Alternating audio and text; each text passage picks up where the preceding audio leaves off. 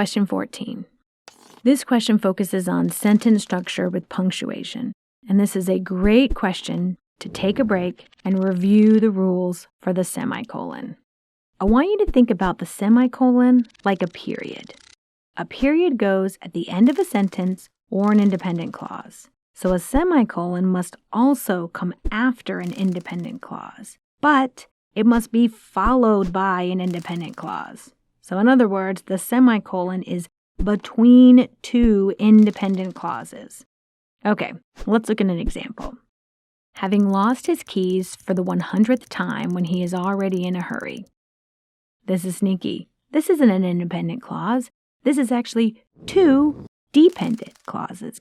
This one right here and this one right here. All right, let's get ourselves an independent. Okay, Mike decided to find a solution. Introductory dependent clause, here's our comma, here's our independent. Now, we have a period because this is a complete sentence. If we change the period to a semicolon, then what needs to follow is also an independent. How about, he would purchase one of those electronic locators which connects a tag on the keyring to a mobile phone. Do you see how that's a standalone sentence? Right? If you wanted to, you could put a period there and just have two complete sentences. So why then do we use the semicolon? Well, because maybe we want to connect these two pieces, yeah? So if we want to put a semicolon here, then we need to make sure that what follows is an independent clause. He would purchase one of those electronic locators which connects a tag on the keyring to a mobile phone. Now, how do we make sure that we have an independent clause both before and after? Well, one great way to do it is to cross out those dependent clauses. Get rid of those. And let's look. Mike decided to find a solution. He would purchase one of those electronic locators. Do you see how it's easier now to see that I have two independent clauses? So you might ask yourself, why not just put a period there and have two sentences? Well, you certainly could. That's how you know a semicolon works. If you could just put a period and make it two sentences, then a semicolon is a fine choice. So why do we use semicolons? Because sometimes we want the sentence to keep going. We want it to have flow. A period is a hard end. A semicolon is, and here we go.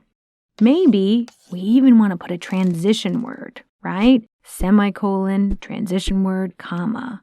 And a transition word can even change how that second part of the sentence feels. Let's read it again. Having lost his keys for the 100th time when he is already in a hurry, Mike decided to find a solution. In fact, he would purchase one of those electronic locators which connects a tag on the keyring to a mobile phone. Do you see how that, in fact, better placed that independent clause in the context of the sentence? Okay, so let's go back to question 14 and see, do we need a semicolon here? Well, only a small portion is underlined, so we must go back to the passage and look and see, what are we really dealing with here?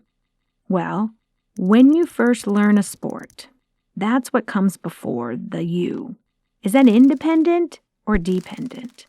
That is dependent. It has that when, right? It's introductory, which means you cannot use a semicolon like in choice B.